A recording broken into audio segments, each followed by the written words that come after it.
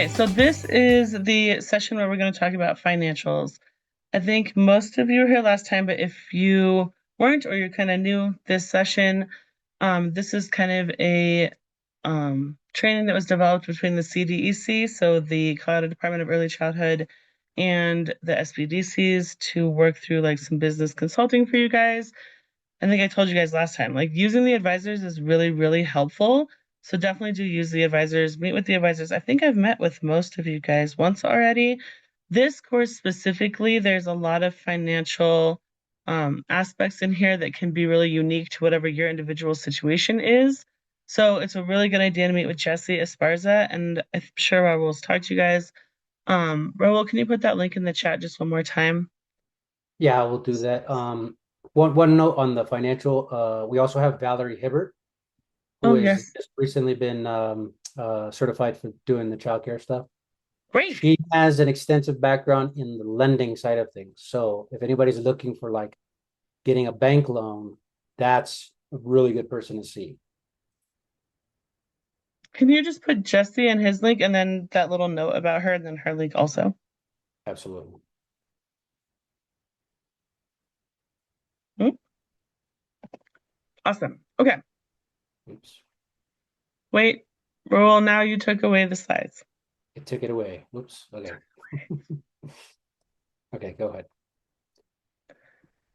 Okay. Okay, we can go to the next slide and the next slide. Okay.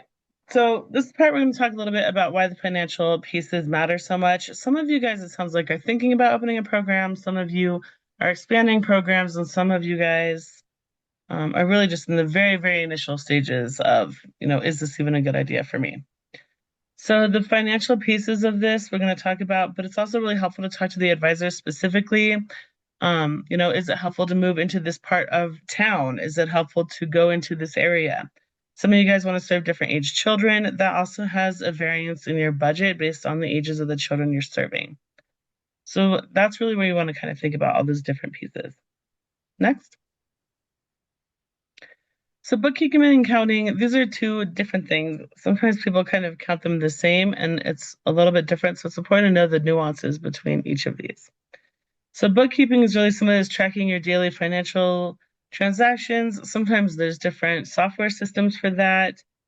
Tuition payments, purchases, bills, kind of like the bank account watcher. Like this money's going in, this money's coming out. When parents are paying you, those kinds of things. And then accounting is really what is analyzing your financial records to help you make informed decisions.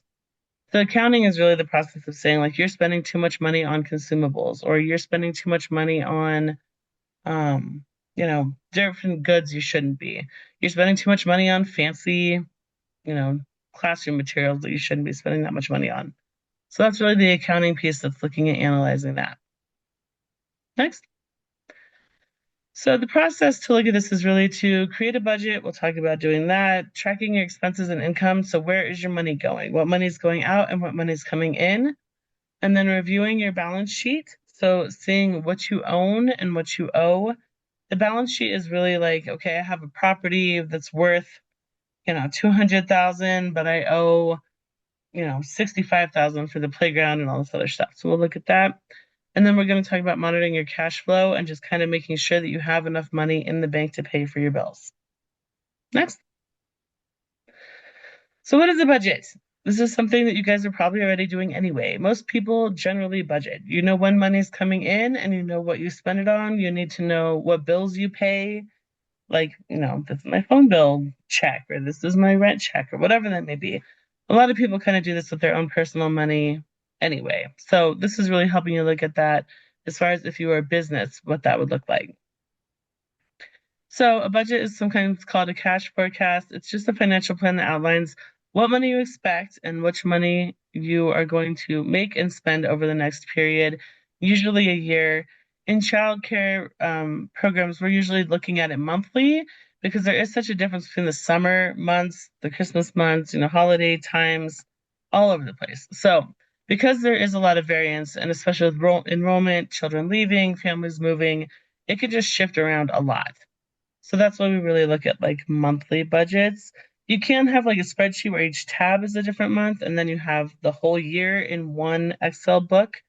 Uh, But it can be helpful to look at that. So we'll talk about that too. This is basically what's helping you understand how you're paying things and what expenses you have. And then it can tell you, if at the end of every month you're losing money, then you might need a loan or something. It builds trust with lenders, showing you planned ahead. So sometimes people are like, well, I don't know what I'm going to be spending in September yet. That's why the budgets are really just an estimate. So that's important to just remember too, like you are just kind of guessing. And the clear budget gives you peace of mind so that you are prepared and you can think about what changes are coming up and how you can kind of adapt to those. Next. Okay, so you can choose your budgeting approach, fixed or flexible. We're going to go through kind of all these things, what your timeline should be. So, again, that monthly, annually, quarterly, add your values for what you think you're going to be looking at, and then plan your cash reserve. So, aim for 3 to 6 months of expenses to be saved up. Next. Okay, so for Sunshine Childcare, they earn 58,000 monthly and spends 51,000 on fixed costs. They want to make a reserve, but they're not sure what to cut. In March, they billed for 67,000, but only received 56,000 in tuition. So there's two different ways that people look at, the money coming in. One is the cash method, which is really just money that is actually paid, and the other is the accrual method. Generally, in childcare budgeting, we're looking at the cash method. What money's actually coming in and what money's actually going out, because we don't do like a lot of invoicing and, next month you can pay your childcare. Like it's usually pretty just cash in, cash out. So that's really what this example is trying to talk about. Next. So yeah, this is kind of just an example of how those methods are different. The accrual method is really just counting money that hasn't come in yet, and most budgeting doesn't work that way. So if you do have an accountant or you're trying to you're currently operating a program, you can check and see which one of these methods you're using, but usually the cash method is better. Next. So what should Sunshine Childcare consider first to build a reserve? What should they cut maybe? Increased advertising, fixed expenses, ignore the reserve and trying to save any money, or reduce discretionary spending. So usually the first thing we do, basically, if you have a budget and you're coming out in the negative because you're losing money, you can either save money or you can make more money. In early childhood, it can be tricky to really increase your revenue, but it can be done. I mean, some people use their programs for birthday parties and stuff or rent out their space for different things. Some programs, have different parties for whatever reason, just for the children or aftercare things like that. So it's really up to you, but it can be possible, but it is very tricky. So generally, the first method that people look at with their budget is cutting discretionary spending. So that can be like, where can we shop where we can save more money? Can we go to Costco if we're feeding the kids and buy in bulk? Can we buy some shelves and stuff off Facebook Marketplace because it's not as expensive? Those kinds of things. And that's really how they're, cutting back that discretionary spending. Next. Okay, so this is a balance sheet. It is basically just like what you own and what you owe. So just like again in real life, if I own this car, the only thing I own maybe is my car. I'm renting an apartment. I own this nice TV. So maybe I have like, I don't know, $25,000 worth of stuff. But I also owe a loan for my car. I also owe, however many other things. I mean, it's basically just looking at what you own in your business and then what you still owe on different things that you still owe on. These aren't super helpful in the operation of early childhood, but they're great for the lenders and things that are interested in that. Because people want to know, like, are you going to own this property? Did you buy it? Are you renting it? Do you own all the materials in this program or do you still owe on them? So that's really just kind of looking at that own versus owe so that you can get a good financial picture of what your program is looking like. And so that's the piece that's really helpful to the investors. So if you bought a property and you own the building, that's great. So you list that as an asset, then you might still owe a bunch of other things. So it's really just kind of comparing that. It helps you keep you know, figuring out what your equity is in your business.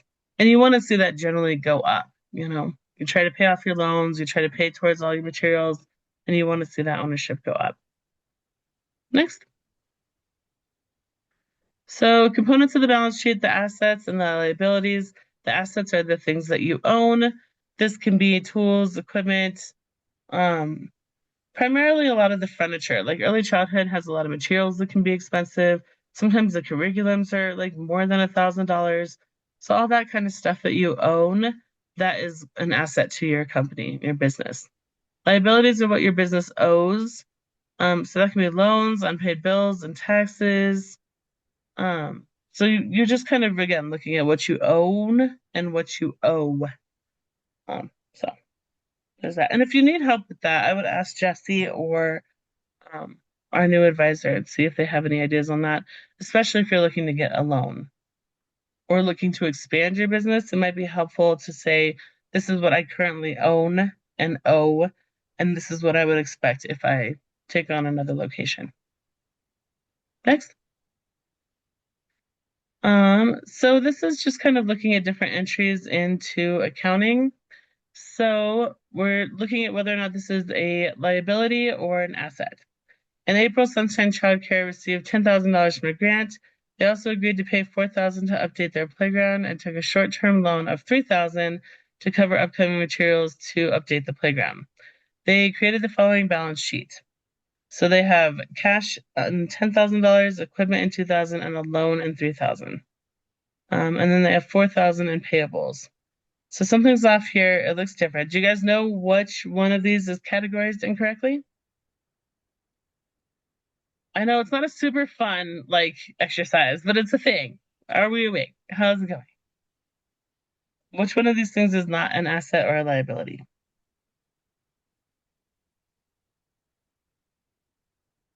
The loan is a liability.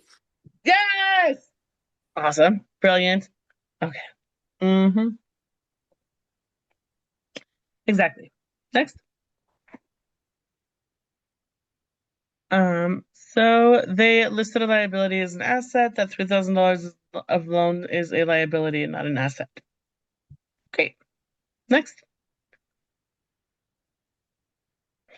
Okay, so cash is the fuel. This is kind of that cash flow thing. So really cash is what you need to have to pay all of your bills, and you need to make sure that the money you're receiving from parents, grants, funders, all that kind of stuff, that money's coming in time for you to be able to pay out your bills. So cash flow report tracks how money enters and exits your business, helping you plan for bills, payroll, and purchases. It's different from your budget because it actually reflects the money that is coming in and going out. So when you compare your budget with your cash flow, then you can kind of forecast your needs and figure out what you need to save and kind of look at, generally, do I have enough money to pay my bills in the bank?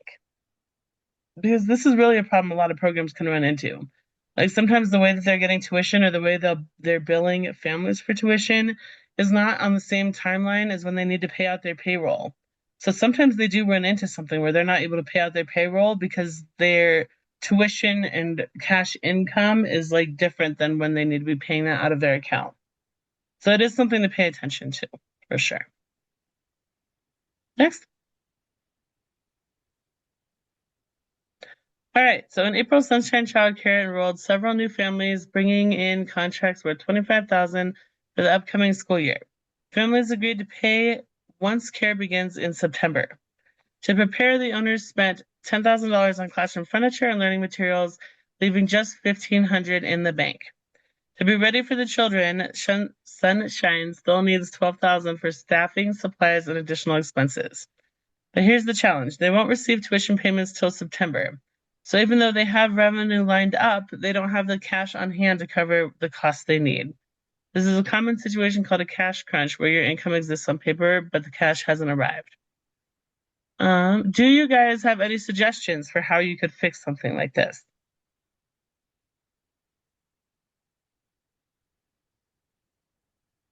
Is there something they could do different? You could take a loan, you could borrow money from You take a someone, loan. somewhere. Definitely. Something else they could think of is just taking a deposit. So this like beginning of the year thing is a common issue for programs Sometimes you could have them pay half up front.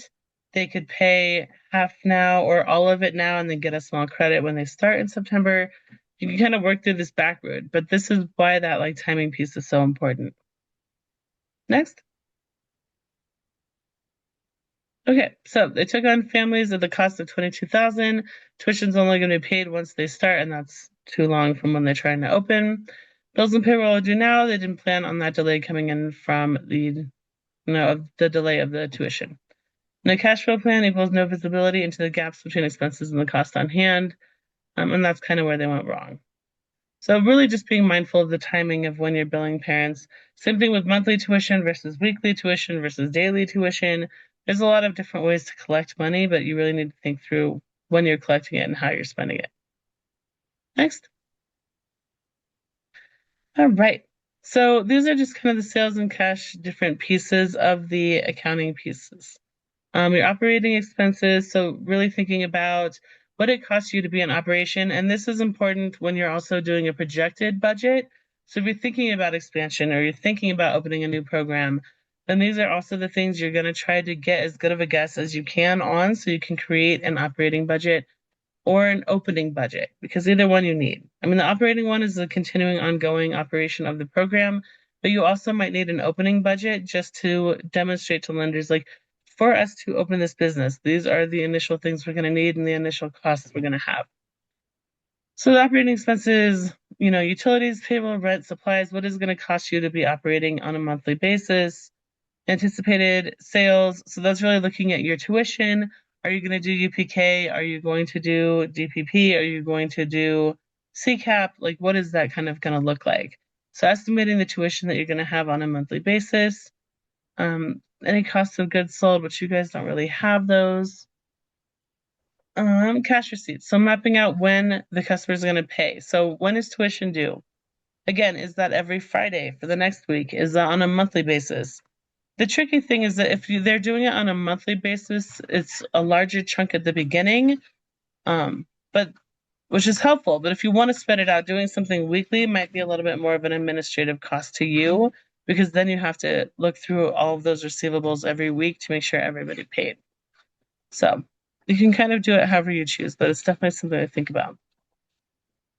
Cash disbursements. So when business expenses are going to be paid. So is there a rent on your property that you need to be paying, a lease on your property that you need to be paying? When is that due?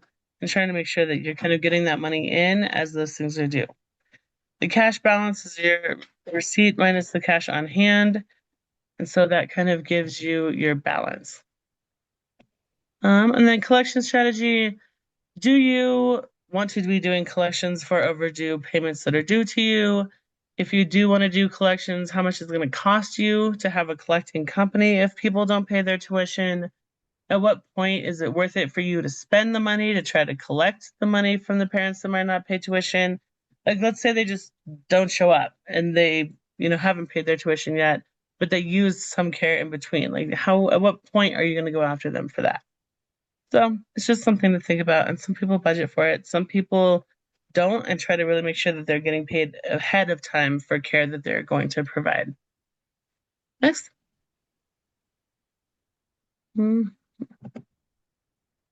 feel like this waiting room is being really funky today, and I don't know why. Okay, accounting software for your business. So there's a lot of kinds of software. Somebody somewhere figured out that early childhood programs need software. So now there's a million people trying to sell that. It's great. It's fantastic. So these are really just the accounting software pieces. But I will say, like, there are more and more comprehensive early childhood software options. So that's definitely something you guys can think about.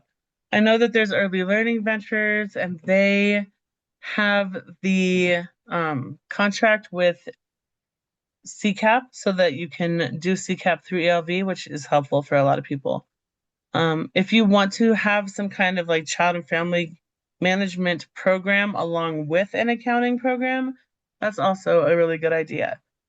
I think You don't need to be an accountant or be a bookkeeper. And a lot of people just hire people to do those jobs because that's kind of their specialty.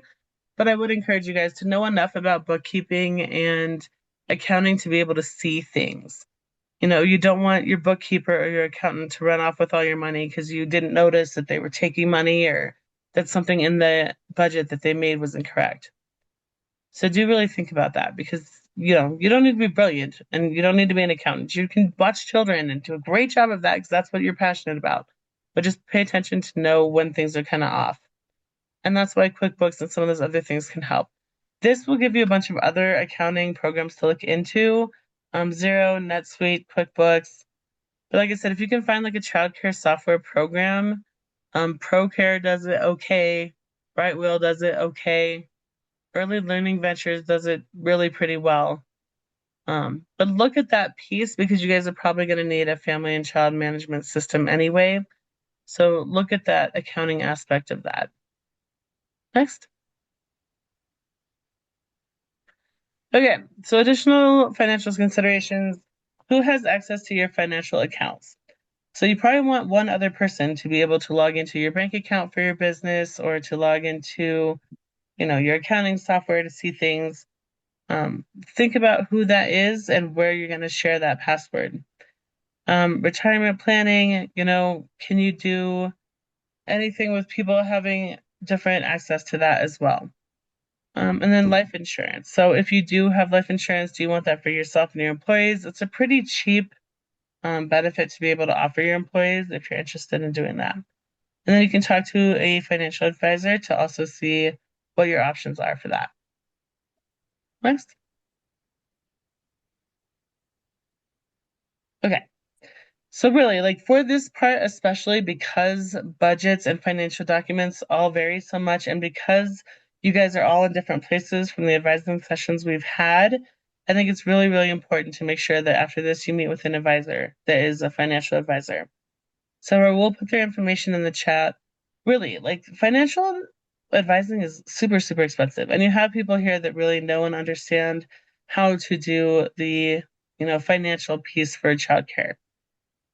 So do that because it is really helpful. And when you meet with Jesse or the newer advisor, really think about, what questions do you have?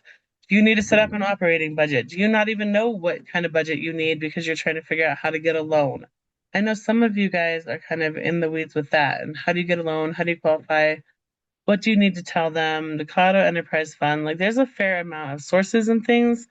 All of them might want something kind of different. So definitely talk to the advisor about what you need to look at, and then really start thinking about, okay, if I expanded my second location, this is what would be the same and this is what would be different, or this is how many children we're serving, or we're serving infants and toddlers.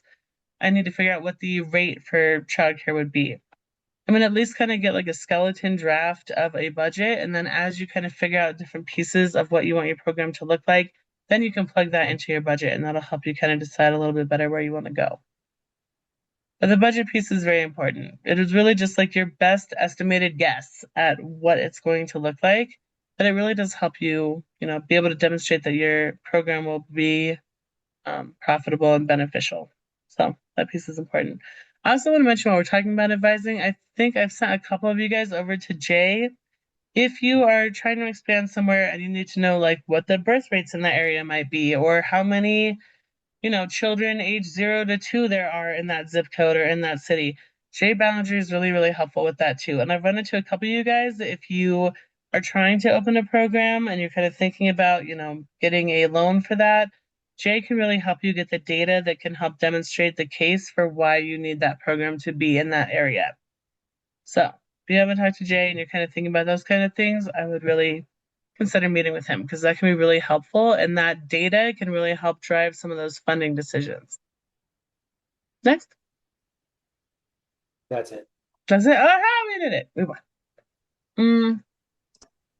Do you guys have any questions on this stuff?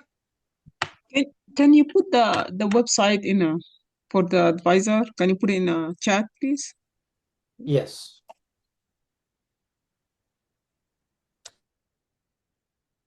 I'd love to just kind of chat about it. Like, do you guys have budgets? Are you familiar with some of these things? Are there aspects of this you're using more than others?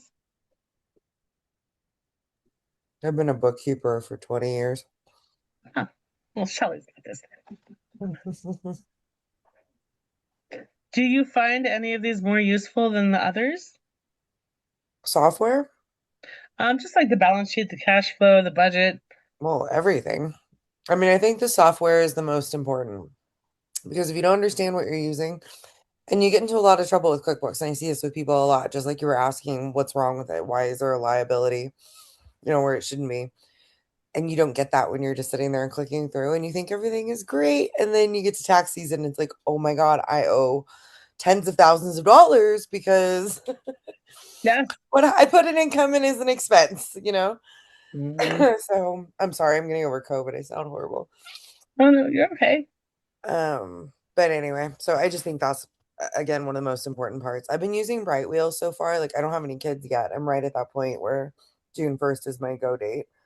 I was Great. kind of waiting to see if I was going to get the grant money from is it ECCLA? Um, Yeah, so that's where I am, that's kind of floating exciting. around. Yes. Excuse me. Yes. Um, to use software like ELV, is it that enough for everything? It can include everything inside, or just you have Yes. to? Yeah. So ELB has different templates and stuff. Shelley, what's your experience with Brightwheel? Because I haven't looked at that as much on the accounting side. I just know I feel like I'm missing a couple things. It's missing a couple of things, but the accounting part of it's beautiful. So Great. it flows right over into QuickBooks. And I feel like, and I don't mean this derogatorily, but it's kind of an idiot proof way of setting it up because it already knows where it needs to go. So you just kind of punch in your numbers and you move on. So that way, if you do have a bookkeeper or an accountant, you can transmit the data to them and it's organized and easy for them to import, if that makes sense. Yeah. I don't know. I like things that talk to QuickBooks because everybody uses QuickBooks. Yes. Yes, it does seem like that. And this for the payroll, there is any you have to use another means software that means or what? The payroll For payroll, because the Right wheel the also does ELV payroll. doesn't have sorry the ELV doesn't have payroll. Yeah, Brightwheel mm, does payroll, which is why I think it's so cool. Also, it really is like an accounting all in one. that's great. Means bright wheel is better than ELV. I can use just one bright wheel. We don't need to use ELV. That means. Mm. So you can use Brightwheel. You have to go and figure out which one of these is best for you. Like ELV ties into CCAP, so if you have a lot of CCAP families, then it might be worth it just to save the administrative headache. But if Agreed. you don't have any CCAP families, then maybe Brightwheel is a better example for you and it does more of your accounting stuff. Part of it is like shopping the software. They haven't had a chance to try like with the Kids Nutrition Network. I'm so sorry. You're totally fine. From my doctor, but is it? I'm sorry, the Kids Nutrition Company. Is that what it is that provides a supplemental for you Oh, to feed your kiddos? CFP, yeah, the food program. And so they're tying into mine now to try to figure out if that's going to work with them. That'd So be at least great. there'll be one portion of it. So maybe they are working on the UPK and CCAP part of it. I don't know. Yeah. It's definitely an ongoing thing for Right. sure. It is like the race of the software programs. Right. Will, when you do their payroll, go through them through payroll, it goes to like a third party. Just an FYI. Yeah, It's it's Gusto, right isn't it? now, but it'll Yeah. And that's super helpful because then you don't have to worry about anything. Gusto handles all of it. They do all of your 1099s, all of your W-2s, all of your tax reporting, all of your payments. I think that's an important piece. Like, which program and what software, like, A, can you use? Because some of them are still not super user friendly. Like, can you use it? Does it have what you need? Does it tie into the systems you want? I mean, it really is like a whole thing. I don't know if anyone could sit here and be like, this is the perfect one. Like, it depends on how you use things, what you need. Do you have employees? Do you not? I mean, there's a lot of different aspects, but you do want to find whatever it is that makes it as easy as possible. Like the more things that your one software can do, the better, because you don't want to have like four different places where you're trying to do stuff. You don't want one that's really great at messaging parents and communicating, and one that's tied into CCAP for the CCAP families, and one that's tied in great to accounting. Like, you want to figure out which serves you the best. And believe me, all of them will walk you through all the things because that's all they do all day. So really, sometimes it's worth it if you're stuck between two or three options to go with that company and just ask them to do a tour for you. I'm considering ELV and Brightwheel. Can you, Brightwheel, walk me through what your, sandbox looks like and how would I put in this? And ask lots of questions because this is definitely a thing where you really want to find a good software that works for what you need it to.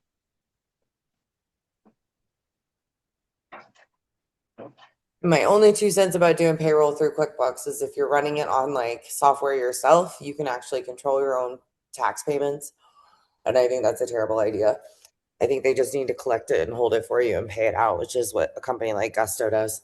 So that way you're just never worried about your taxes ever. Yeah, it's really interesting to me that nobody's really done all of the pieces. It is kind of, there's still work that could be done all the time. So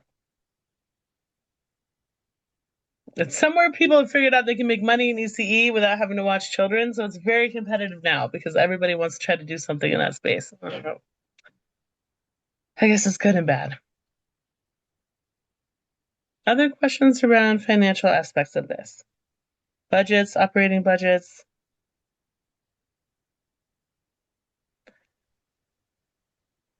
Feedback or discussion for anyone else? You might have some ideas or you want to share with the group around the financial aspects. It's super thrilling. I know. I know.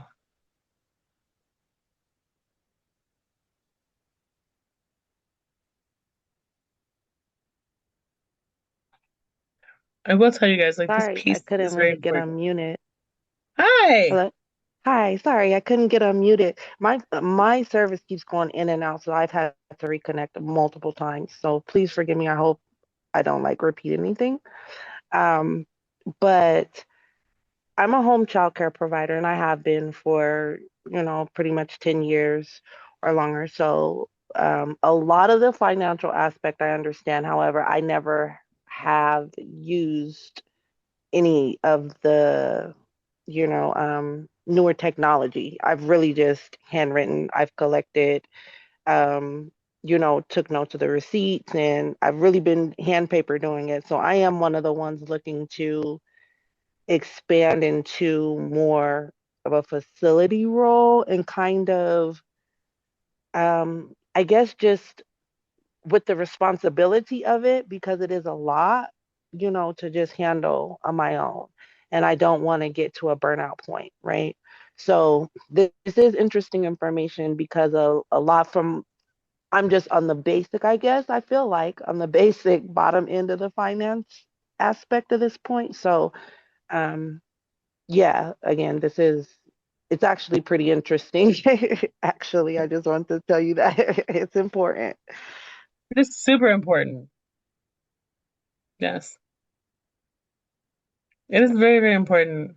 And that's the hard part. I think this is one of the areas where I see the most struggle for business owners and administrators, especially the ones in like centers, because they got into this caring about children and like wanting to be with children and interact with them and engage with them and, you know, provide really great services to children all day. They did not get into this because they want to learn about the balance sheet or how to make a budget or why that works.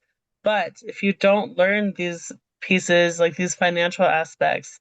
I mean, business concepts overall, but like these financial pieces, if you can't figure these out, then you're not around to do anything with children because you end up closed. And I'm really seeing a lot of programs that are struggling financially, probably like in the last 6 months or so, it's gotten worse. So trying to figure out, the budget I think is most helpful because it helps you see what you're spending and where. And then you can really go through like, okay, can I buy food cheaper at Costco? Can I see if parents can bring in, different donations that we might need at the program? Buying secondhand stuff for sure. Like Facebook Marketplace has been really helpful, especially with ECE materials.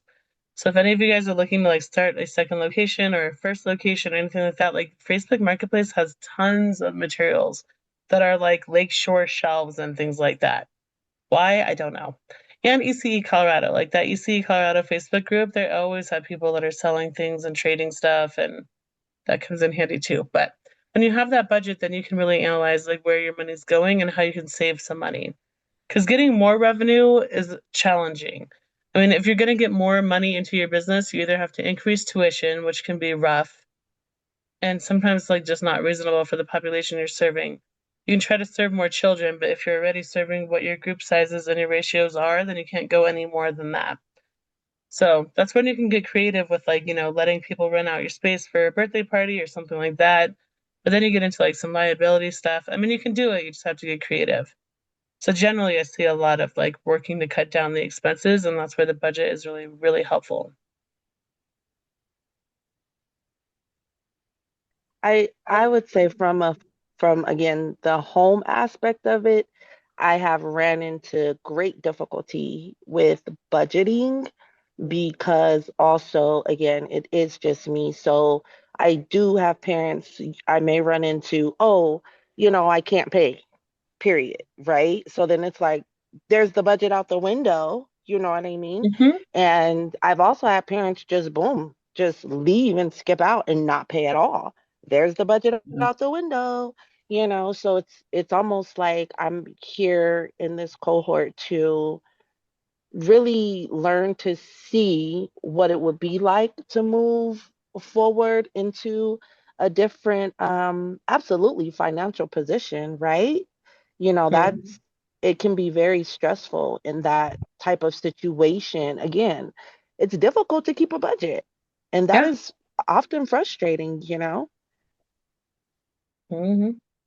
Girl, I wish you would watch my kid. Like they made me pay a month in advance, plus a Yeah. deposit out here, like thousands of dollars. It was almost as much as renting an apartment. It's putting my kid in pre-K. Wow. Hmm.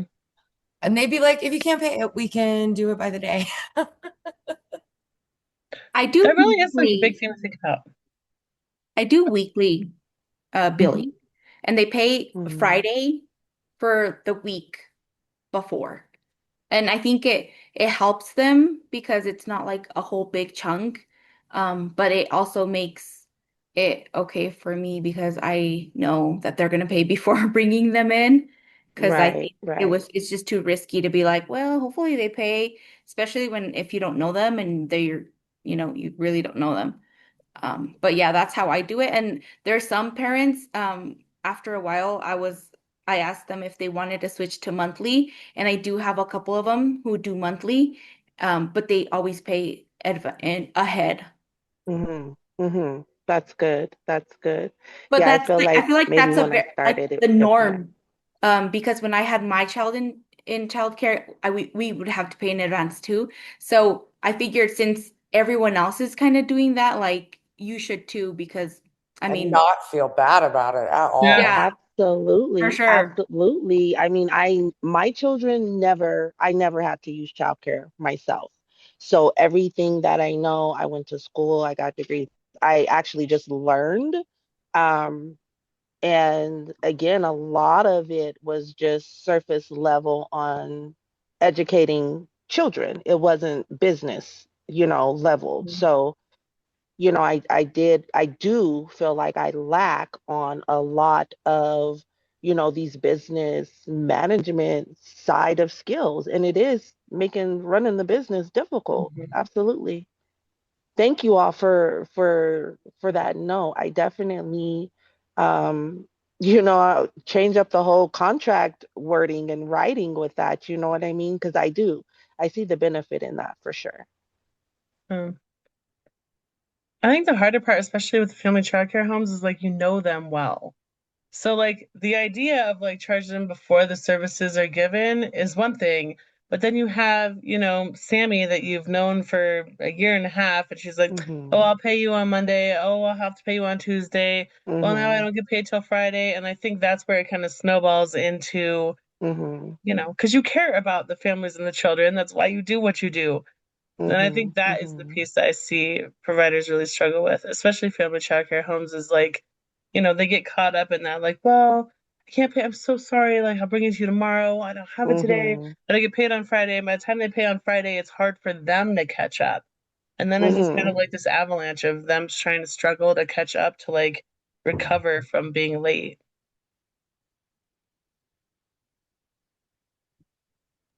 Policies. Yeah.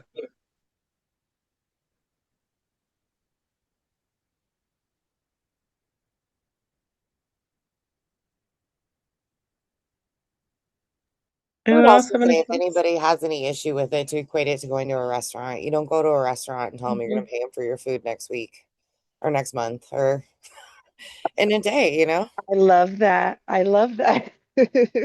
I love it. Yes. Yes, ma'am. You are totally correct. Mm.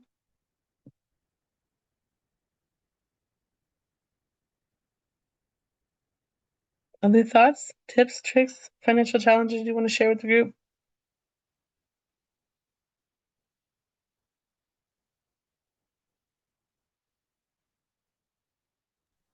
The biggest one for me is like the budget and then categorizing everything because I feel like every month there's like something and then I'm like, wait, why didn't I plan for that? Or why didn't I know that? So I think just sitting down and having the time to like go through it like monthly and be like, well, this month it's Christmas, so I know I'm going to spend a little bit more because maybe I want to do something for the kids or like for example, I had Santa come over, so that was a little hit, but I know the kids were really happy for that. Like, so, and I want to keep like those little activities going, but at the same time, I'm like, that's what hits me every month is like, then I'm like, but this, and then like every month. So I guess just like sitting down and like really making that budget for every single month. I don't know if that's just like a time thing for me or I've looked for budgets online, but they're not, there's budgets for like a lot of other businesses, but I feel like I haven't found one for like childcare or at least in like because I'm an in-home.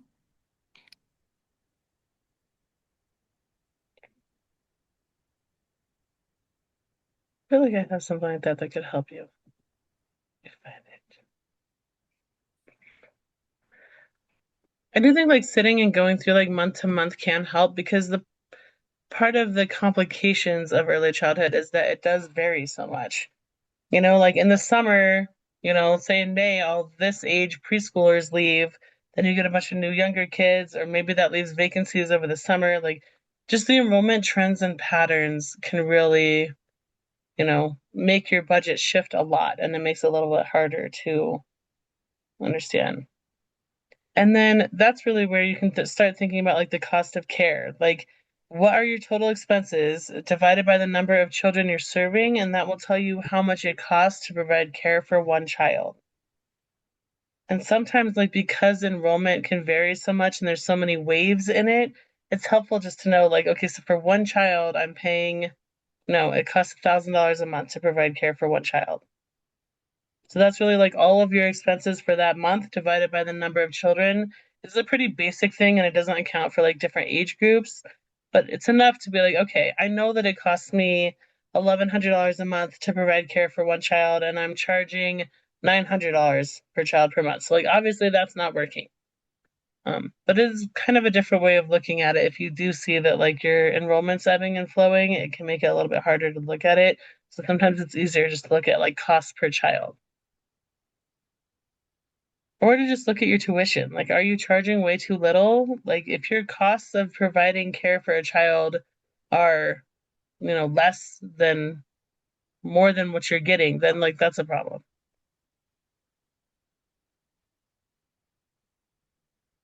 Can I bring something up for Carolina? And what you're saying is what if you had just had like a line item that was like special events, and then you just allocate a certain number of dollars per child are automatically for each month. And so okay, we've got approximately $200 a month or whatever the amount is that I can do special things with, and anything that I want to do will come out of that bucket, only up to that budget limit, and just being conscious of that, right? And you might be able to pull from some months if certain months are less busy, like probably Christmas, maybe you go a little more all out a little bit more. You pad that up a little bit, pull a little bit from the other month or something like that. But then it's preset, and you don't necessarily have to go through and like think exactly what you want to do ahead of time. You just know I've got these many dollars allocated to that. And then you, instead of going, hey, I want to go do this, is like I want to do something, but I can only spend this much on it. Mm-hmm.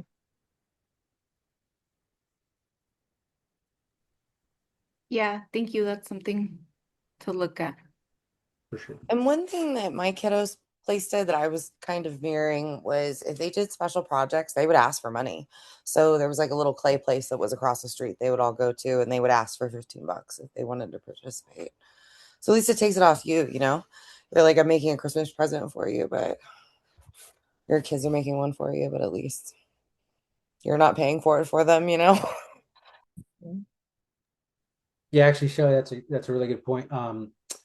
Something we did in the gym space that I think, I've talked about this a couple times, but I don't know how realistic it is for childcare places or not. Is we have our gym membership, right? So like you would pay 150 a month to be in the boot camp, or 300 a month to be in semi-private training. But then we would have special challenges. We'd have like a 6-week nutrition challenge. So that would be like an orientation. We give them a meal plan, and then we would have them weigh in more frequently, or something like that, right? And then they had to pay extra to participate in that. So it could be a thing like, hey, we're going to do this cool little theme thing this time, but there is a small additional fee for each child. So if you want to participate, pitch in, and then you're not going to not give it to some of the kids, right? So maybe you subsidize those that can't pay, but those that can, there's nothing wrong with charging a little more to the family if it helps out, right? Then it's less money out of your pocket. Another thing they did was on Mother's Day, they had an art show like right before it. And they would take all the kids' artwork and set up the same pictures on like little things, and it'd be $5 for a painting, or $2 for a flower or whatever. But I know that they would walk away those nights making a couple hundred extra dollars, at least covering the art supplies the kids used. Yep.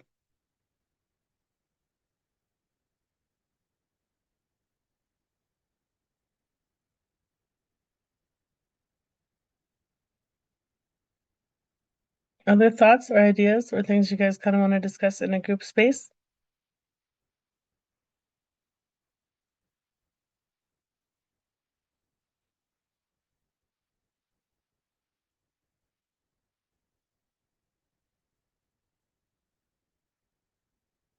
Okay. Definitely talk to the advisors.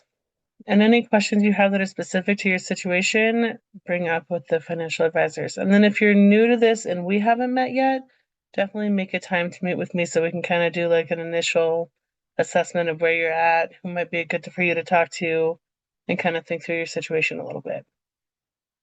Pro, will you put the link to my calendar in the chat as well? Yeah, all of the calendars are in this Bye. this page right here for anything to do with childcare. Awesome. Cool. All right. Any additional thoughts, questions, comments, concerns?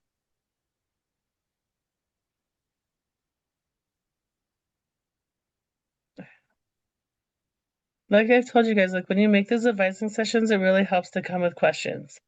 So come with questions or just broad things you want to talk about, because then it's a little easier for the advisor to figure out what you guys need to be spending your time on. And then I will also look for the budget template that I have. I feel like we had it in the last class of materials, but I don't think I see it in there. So I'll also ask Carol to send out a budget template as well. It's very just basic, but it has, supplies, field trips, classroom items, all that other kind of stuff too. So if that's helpful to you guys are welcome to use it.